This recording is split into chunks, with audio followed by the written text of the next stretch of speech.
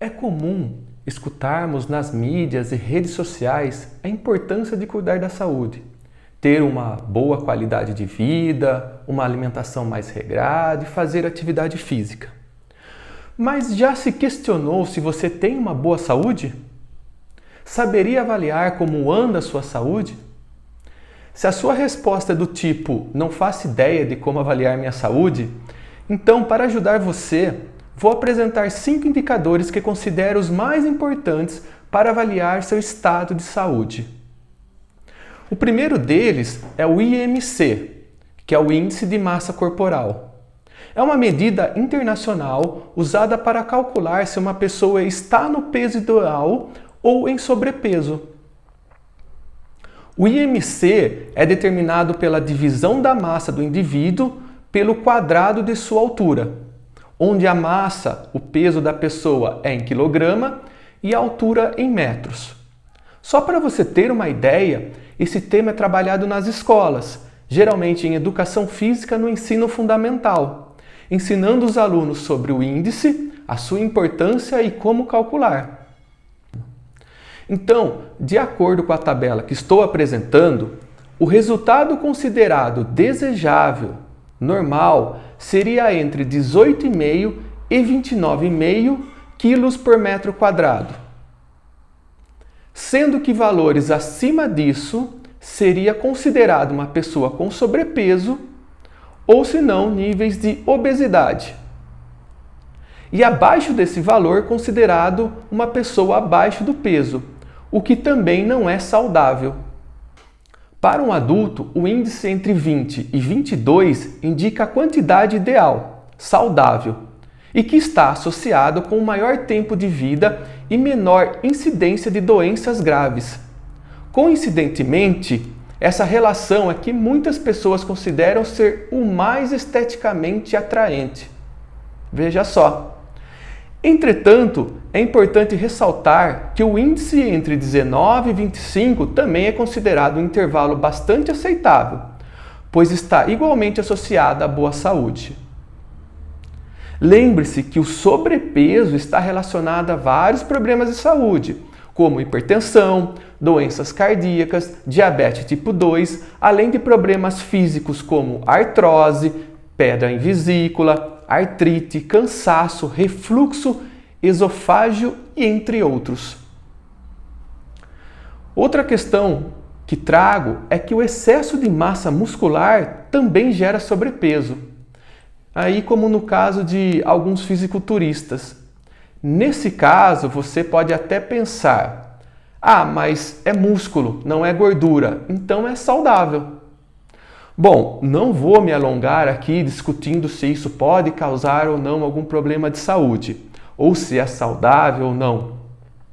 Mas eu proponho que assista o documentário chamado Ronnie Coleman, The King.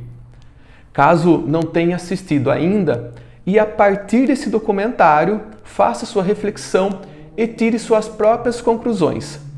Beleza? O segundo indicativo seria a medida da cintura, onde seu resultado indica risco aumentado e muito aumentado para complicações metabólicas associadas à obesidade. A concentração de gordura na região abdominal contém células capazes de produzir substâncias altamente inflamatórias, que por final aumentam o risco de desenvolver doenças cardiovasculares. A medida da cintura abdominal é feita com uma simples fita métrica. A cintura, na altura do umbigo, deve ser enlaçada pela fita alinhada horizontalmente, logo após o indivíduo respirar fundo e soltar o ar. Então, pela tabela que estou apresentando a vocês, resultado para homens acima de 94 centímetros indica aumento dessas complicações metabólicas associadas à obesidade. E se o valor foi acima de 102, essa complicação metabólica é ainda maior. Para as mulheres, o resultado acima de 80 centímetros já indica essas complicações metabólicas. E resultados acima de 88 centímetros há um risco ainda maior. Ok? O terceiro indicativo seria a relação cintura-quadril, que indica a acentuação da tendência centrípeta da obesidade.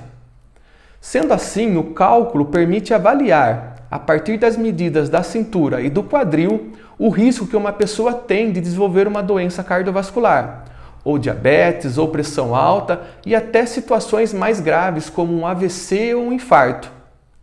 O tamanho da cintura deve ser medida na parte mais estreita do abdominal, ou na região entre o último arco costal e a crista ilíaca. O tamanho do quadril deve ser medido na parte mais larga das nádegas. Em seguida, deve-se dividir o valor que se obteve do tamanho da cintura pelo tamanho do quadril. De acordo com a tabela que estou apresentando, se os resultados forem iguais ou superiores a 0,90 nos homens e 0,80 nas mulheres, indica alto risco para doenças cardiovasculares. Aqui é importante lembrar que quanto maior o valor, maior o risco, ok? O quarto indicador é a porcentagem de gordura corporal, que deve ser realizada por um profissional da área da saúde qualificado para realizar o teste. Geralmente é feito através das medidas das dobras cutâneas, utilizando-se de um adipômetro ou por aparelhos de biopendância. Como vocês podem ver aí na tabela, a média para os homens, ou seja, o desejável, considerado saudável, seria entre 14,5% e 16% de gordura corporal. E para as mulheres, entre 22% e 27%. Para níveis estéticos, pensando em um corpo mais definido, seria considerável os níveis abaixo da média, sendo para homens em torno de 10%, e para as mulheres em torno de 16%. Para finalizar, vale ressaltar que resultados acima da média devem ser considerados como um risco para a saúde, e resultados iguais ou superiores a 25% para os homens e 30% para as mulheres como alto risco para doenças e desordens metabólicas associadas à obesidade. Outra questão que trago é que a maioria das pessoas interpretam de forma errada e acham que quanto menor for a porcentagem de gordura, melhor. Não é isso que ocorre.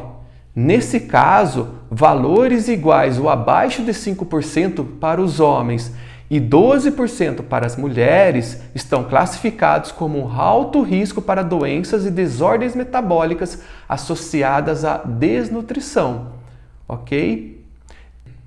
A porcentagem de gordura corporal é um dos indicativos de estado de saúde muito importante, pois não é raro encontrar pessoas que possuem resultados de IMC, ou seja, de índice de massa corporal, resultado de medida de cintura e relação cintura-quadril com resultados normais, dentro do desejável.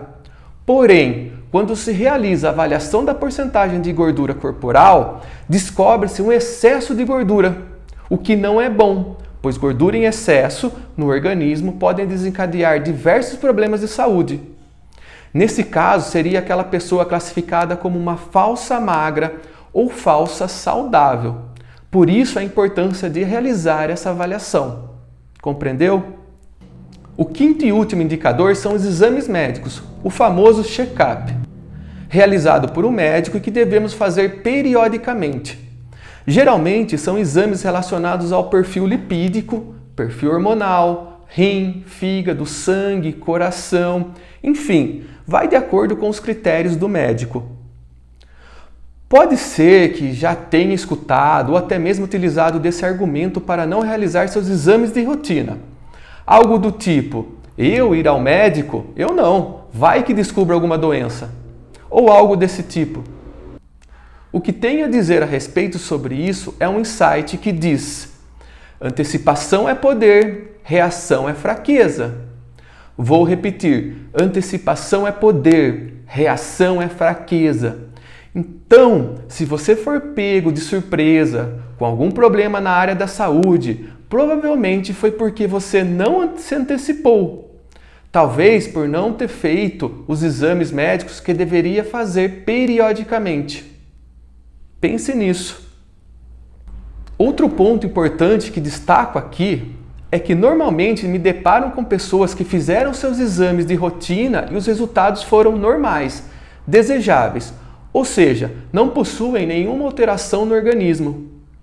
Mas se encontram com outros indicadores de saúde apontados aqui em níveis indesejáveis, como por exemplo, excesso de peso, onde o seu IMC está indicando sobrepeso, ou com porcentagem de gordura acima da média, enfim. E porque os exames médicos deram normais, elas acreditam que estão em um belo estado de saúde. Não se iluda, não existe a ideia de gordinho saudável. Isso é falso. Por mais que isso possa soar um pouco áspero, é a pura verdade.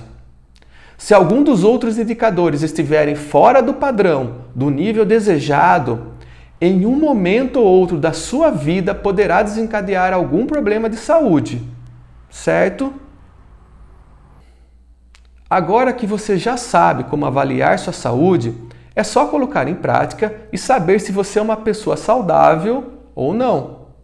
E caso não esteja com a saúde em dia, a mudança de certos hábitos e rotinas já proporcionam grandes alterações para uma vida mais saudável.